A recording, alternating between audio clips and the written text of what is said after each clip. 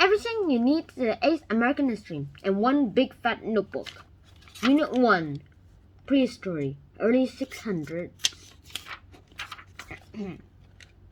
Chapter 1, the first people in America ever. Hi guys, and welcome to a new episode on the channel, and today we're going to talk about the first people in America ever. So how about we get started? Alright, so there was once these people who were in Africa, and such as the North Americans and, well, South Americans, there's something we need to know about them. Firstly, they were from Africa, and how they came to North America was that they migrated from the Africas all the way to the North Americas. And, well, basically that's how they did it and got to the Americas.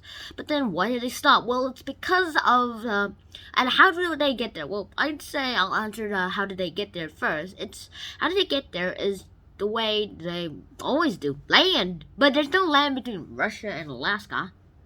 Well, not exactly. There was land there, it's just that it was covered by water after the glacial period. Basically, there was once many ice in the whole wide world, which lowered the ocean levels, and then when the ice melted, the water covered the land bridge called the Bering Strait Land Bridge, or Bering Land Bridge, and boom, no more migration. And then 4 new cultures emerged: the Olmec, the Maya, the Aztec, and the Inca. My personal favorite is the Inca because, well, all of them did invent chocolate, but I think Inca chocolate is the best. Sort of. And they all are in this little area, this little land bridge that connects North America and South America, and it's the Mesoamericas. These were all ancient civilizations, and, well, they died out because of Spanish, but that's a whole other video, but I'll just say this one briefly. Alright, let's start with the Olmecs. One of the first great civilizations ever were the Olmecs. And they were flourished from 12,000 BCE on the coast of Mesoamerica, when small groups were began to form. And, well, they were able to feed each other eventually, so they decided to stay there. Then we'll talk about the Mayans. The Mayan civilization also developed in the Mesoamerican rainforest. And they formed, during the disappearance of the Olmecs. Well, the Olmecs are really small here, so that makes a lot of sense. And we just have to theorize here and speculation. Alright, Aztecs were warriors and hunters mostly, and they thought that if we don't sacrifice any good warriors and good sports people, then the sun will start moving and we will die or perish. Alright, that was a little dramatic to them. No, that was actual fact.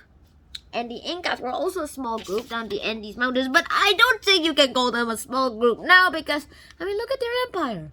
Boom! It's the longest! And it even includes Chile. Well, what? Well, it's the longest and thinnest empire, well, according to Langford's measurement, that is.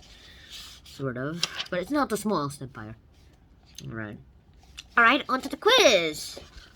Quiz number 1. What was Beringa? Where was it located? Well, Beringa is this land bridge, or in other words, the Bering Strait Land Bridge, and it connects the edge of Russia to the edge of Alaska. And it's covered by water now, so yeah. Question number 2. Why did people first come to the Americas? Why did they stop?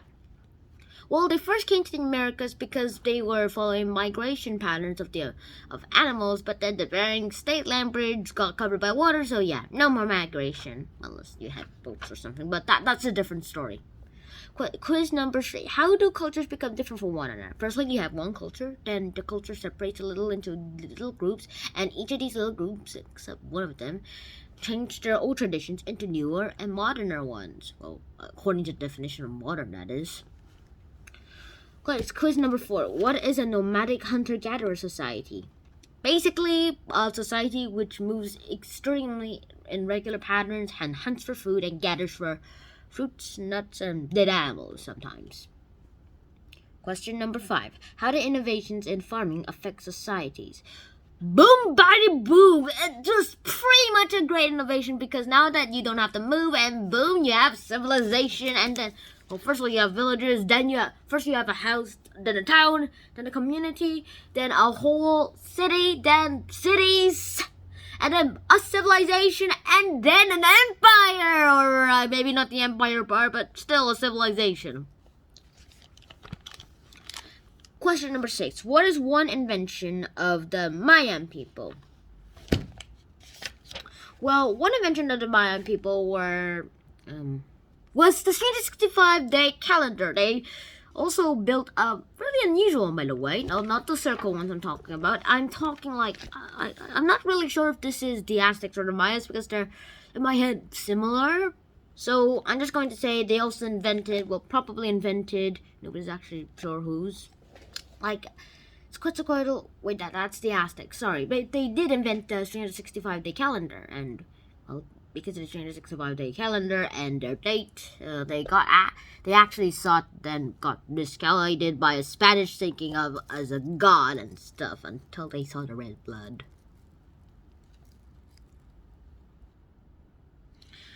What is a theocracy? Basically, that's what the Mayans did. They literally worshipped the sun, the moon, the stars, anything that's celestial. What does celestial mean? Well, figure that out yourself. Kidding, I'll say it's anything that's space objects. Quiz number 8. What was the capital of the Aztec Empire and when was it founded? Well, it was founded in 1325 and it's called Tenochtitlan. Say it again, Tenochtitlan. Yeah, that's how you pronounce it, right? Yeah. True. And it became one of the largest cities in the world. And because of this, it's pretty much great to have Tenochtitlan. Alright, question number 9. What was the language of the Inca Empire? It is the language of Quechua, and interestingly, is still spoken today in the Andes Mountains. Fun fact.